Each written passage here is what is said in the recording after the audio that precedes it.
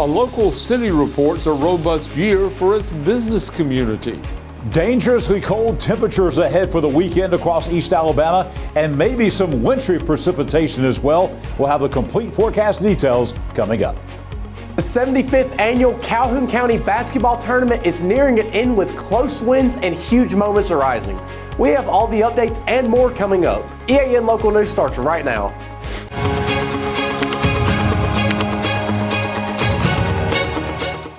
This segment of EAN Mobile News is brought to you by WM Grocery, located in Heflin, Wadowee, Roanoke, and in Piedmont. Hello, we're glad you could join us. I'm Mike Stedham. Anniston officials released a report this week on the city's major business activities during fiscal 2025. The bottom line, according to those officials, is that Anniston is experiencing a strong period of investment and growth. Numbers compiled by city staff show that Anniston gained $47.4 million in capital investment from 6 expanding industries, creating 131 new jobs. That's a $40 million increase over fiscal 2024. The city issued 1,140 construction permits in 2025, the highest annual total on record, and a 10% increase from fiscal 2024. Residential construction in Anniston was up 27.66%, an all-time high, with approximately $12 million being spent on new housing. Business licenses remain strong, reflecting sustained entrepreneurial activity, and the city's general fund revenue showed steady long-term growth. The final phase of the Ladiga Trail extension was completed in 2025, and that trail is now seeing more than 600 users per week. City officials believe that that number will continue to increase as Anniston continues to develop its reputation as a popular destination for outdoor recreation. Members of American Legion Post 57 in Jacksonville have contributed another $2,500 to the city for a local Veterans Memorial. That donation was given to Mayor Mark Jones to put toward the Jacksonville Veterans Memorial Cemetery project to erect a headstone for Jacksonville veterans who died in Iraq and Afghanistan. Post leaders are asking for more donations for the project, and they say those gifts will be matched up to $2,500. The goal is to raise a total of $20,000 for the headstone and have it dedicated by July 4th, which will be the 250th anniversary of the signing of the Declaration of Independence. Bikes, and more bikes will be taking over one of East Alabama's busiest streets this spring. That story and more when we return. Since 1993, WM Grocery has been a major part of our local community. WM offers the very best in fresh produce and an outstanding meat department. WM also has many local products not found anywhere else and fresh sushi every day. If you need an event catered, come see Mrs. K at any WM store. Curbside pickup is also available for your online grocery orders. Be sure to download the WM app for all the deals of the week and shopper rewards. Go check them out today at any of their locations. We take pride in our community and appreciate your business. Hi, my name is Edith Couch, and I'm a patient at Good Hydrations. Well, I've known Dr. Sneed, and I've known the people at CARES ever since I moved here from Atlanta. And so I had told him about my infusions that I got because I went all the way to Birmingham. These are friends, and they're also very caring people. They asked me questions, asked me what I wanted, told me what they had to offer, what they thought would be best for me given my health situation. And so I've been coming here ever since the first trial one that I did with them.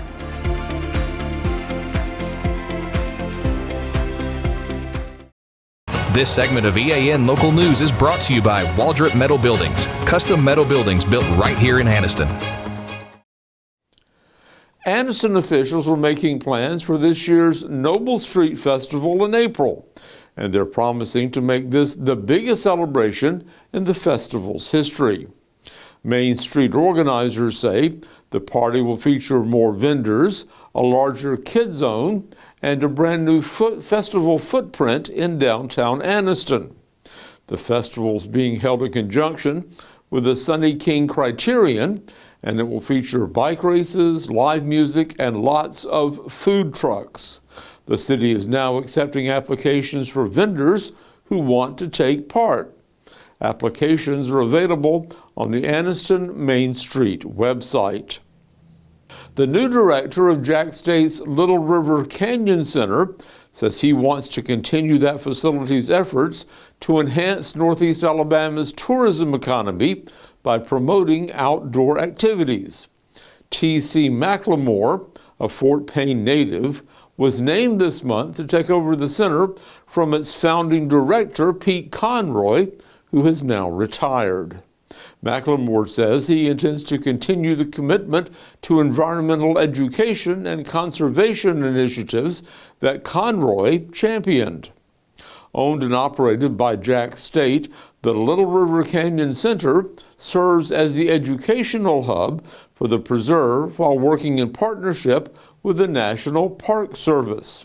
McLemore says the facility presents topics such as water quality, environmental stewardship, and conservation.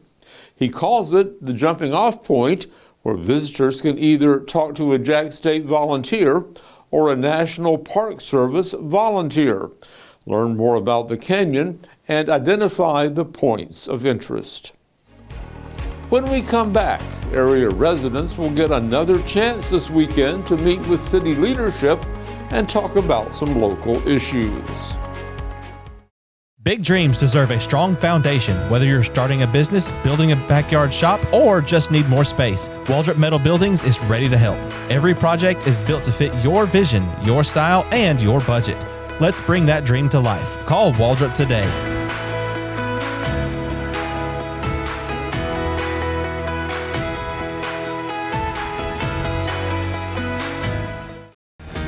Life doesn't stop for car service, and now it doesn't have to with the Ford Mobile Service Van from Buster Miles Ford.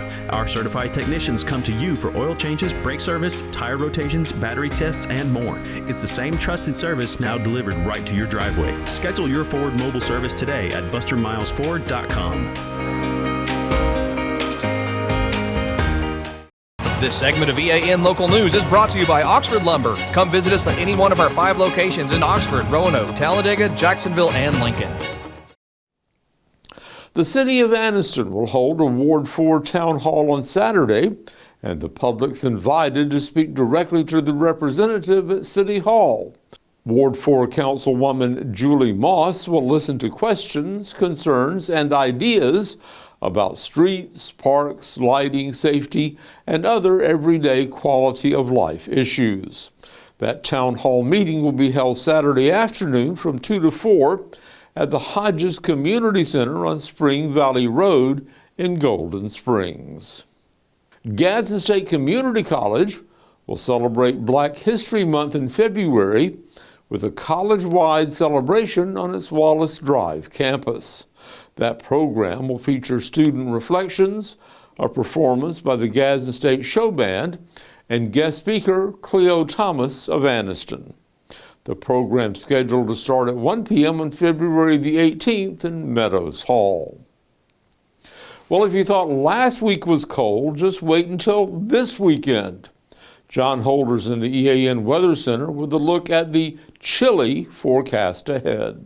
Mike, you are absolutely correct. We are seeing even colder temperatures. As a matter of fact, dangerous cold and also some snow in the forecast. We'll break down the weekend forecast for all of East Alabama next. For over 60 years, Oxford Lumber has been servicing our area, and our customer service has always been our main focus. Our customer service is what sets us apart from anyone else. From the moment you enter, our highly trained staff will treat you like family. To enthusiastically provide total customer satisfaction within a positive and self-fulfilling employee relations environment. Visit us at any of our 4 locations or at oxfordlumber.com. EAN News would like to thank all our commercial sponsors. Go check out our sponsors' links in the description below. Temperatures today stayed in the 40s all day until late this afternoon, and then we actually had a little bit of sunshine for a couple of hours. This is Quintard Avenue in Anniston today. Blue sky this afternoon from when those clouds broke up, and with that, temperatures actually went just above 50 degrees today. Our high today here in the EAN Weather Center at 51 degrees. Felt pretty good out there, still 5 degrees below the average after a morning low of 26 degrees. All of these numbers are going to be way lower as we make our way through the weekend. Tonight, we are going to see increasing clouds, and then we've got some light snow, maybe some flurries at least late tonight. This will be after midnight tonight. The rain snow chance about 40%. We'll just tell you right now, once this front passes through later on this evening, everything that falls is going to be frozen tonight, and it's going to stay frozen for a while. So that's why we have the winter weather advisory in effect for all of East Alabama. 19 for the low tonight, and when you wake up on your Saturday morning. This is a brutally cold and really a dangerously cold forecast coming up for your Saturday. 9 a.m. tomorrow, could we have some snow flurries, maybe a snow shower around? Yes, we could. 21 degrees. By lunchtime tomorrow, we think any frozen precipitation will be winding down, but very cold at 24 degrees. And then tomorrow afternoon, this is our high at 3 o'clock on Saturday, mostly cloudy skies. The temperature will be only 26 degrees. Now keep in mind, we have a wind advisory in effect as well, and we are going to be looking at winds 20 to 35, maybe even 40 miles per hour at times.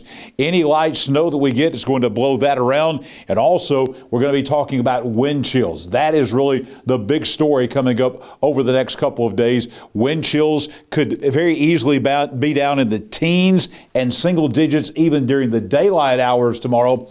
And then we set the stage for tomorrow night. We'll talk about that here in our 7-day forecast, as we're going to be looking at temperatures tomorrow night falling down to about 13 degrees. The winds are not going anywhere, so we're going to be looking tomorrow night at wind chill factors that will be around 0, maybe even below 0 here in East Alabama. We could see wind chill factors at -3 or -4 late tomorrow night into early on Sunday morning.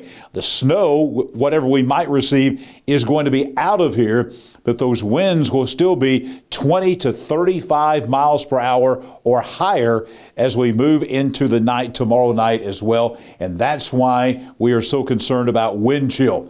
Sunday, plenty of sunshine. The high will be back above freezing, probably not until lunchtime though. 37 on Sunday afternoon. Another really cold night on Sunday night and Monday. We drop down to 20. We're back in the upper 40s with plenty of sunshine by Monday.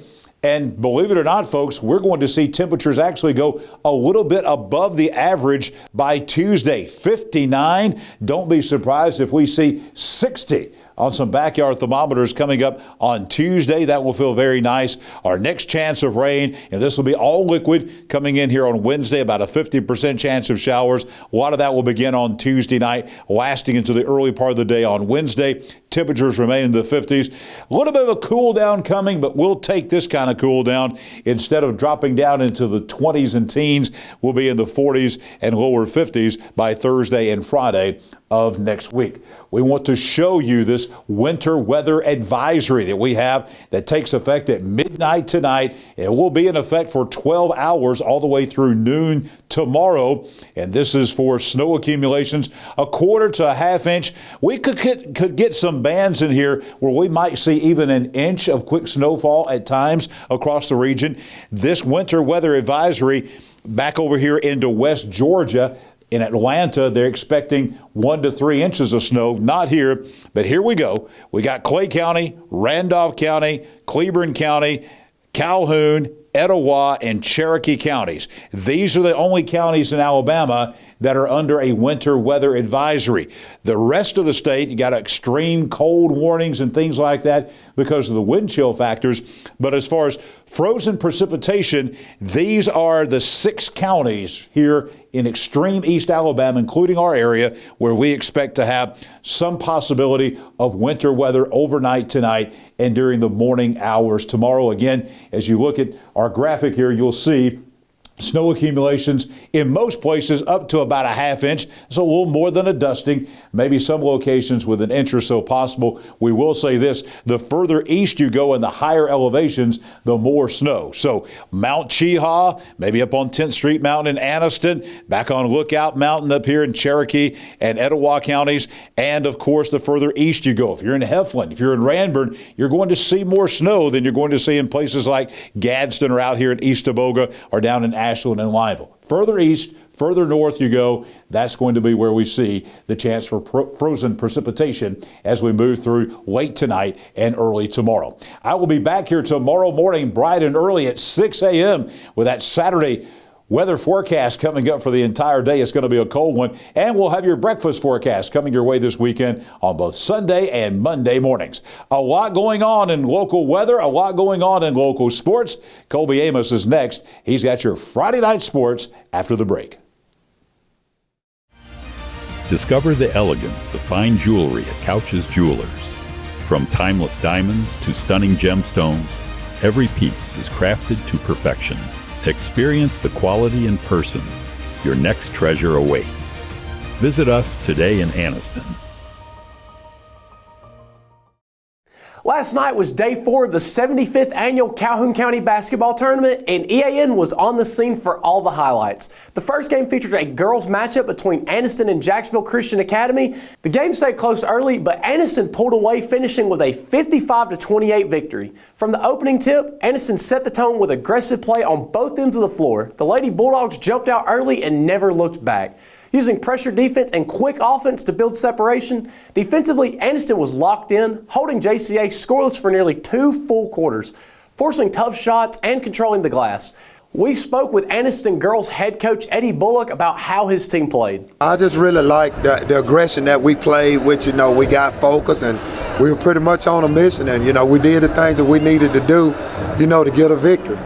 That defensive effort proved to be the difference as Anniston keyed in on JCA's top scoring threats and made every single possession difficult. Offense win games, and I believe defense win championships. So, they had 2 primary scorers, and we had to slow them down in order to do the things that we needed to do. And that was my focus. That's all we worked on, was straight defense. To be able to box out and do the things that we need to do to, because if they can't score, they can't win. With the win, Anniston moves on in the county tournament and now turns its attention to a tough matchup ahead against Oxford as the Lady Bulldogs look to carry that same defensive intensity into Friday's game. Elsewhere around the Calhoun County tournament, several key matchups helped shape the semifinal picture on both the boys and the girls side. On the girls side, 4th-ranked Alexandria continued its strong run, knocking off Piedmont 57-32. With that win, Alexandria advanced and is currently taking on Jacksonville in the semifinals. Over on the boys' side, the night delivered plenty of drama. 3rd-ranked Alexandria survived a back-and-forth battle with Piedmont, pulling out a 76-73 win in overtime in one of the most exciting tournament games so far. And in another quarterfinal matchup, 4th-ranked Anniston took down Jacksonville 65-60. With that victory, Anniston now sets up a semifinal showdown with Oxford scheduled for 8:30 tonight. Plenty of high-level basketball still ahead at Pete Matthews Coliseum as the Calhoun County tournament rolls on. From the hardwood to the gridiron, while the Calhoun County tournament continues to heat up on the basketball court, there's also big news on the football field as well. One program turning the page and looking ahead to the future is Pell City, which officially introduced its new head football coach, and he's already setting the tone for what is next. Jake Gannis, who led Moody to multiple state championship appearances, says his focus is on culture and daily improvement. I think, with any success I felt like we had, it was because of, my coaches, and I'm very fortunate I was able to bring, I've already got 5 over here with me now, and I'll be bringing some more at the end of the school year. So I feel like it kind of starts with them, knowing how to establish a culture and do those things. Gannis says Pell City has already had strong student athletes and a solid work ethic, putting the program in a good position moving forward. Stepping in here, it's completely different. These kids, they know how to work. There's really good football players here. There's a lot in the hallways. We're getting out and really putting emphasis on that and getting kids back out. But no, man, I think we're in a really good spot. With Pell City dropping from 6A to 5A, Gaines says the region will be competitive, but the focus remains all the same. Improve every single day and let the scoreboard take care of itself. Our big deal at Moody was just make it about us, and that's what it's going to be here. Like, we can't worry about what other teams in our region are doing, other teams in the state, in the north. We just try and outwork ourselves every day and just put the onus and emphasis on us. And, you know, a lot of people just want to talk about this team or that team, and you know, I'm telling you, man, for us, we just worry about ourselves, get better every day, you know, trust the process. He also praised the school's support system as well, pointing to a newly improved indoor athletic facility and career tech building as signs of long-term investment in Pell City athletics. It takes everybody, not just me, not just my coaches, not just the players, man. It takes administration, it takes the community, and but it's something I'm looking forward to building. From dominant defensive performances on the hardwood at Pete Matthews Coliseum to a new era beginning on the football field in Pell City, teams are laying the foundation for success now and the seasons to come. That's going to be all that we have for you for this week. We'll be back on Monday with more updates and scores across East Alabama. Back over to you, Mike. Thanks for watching East Alabama Now Local News. We appreciate all your support. Please like and subscribe to see more local news for your area. Stay warm this weekend. We'll see you back here Monday for your news on your schedule.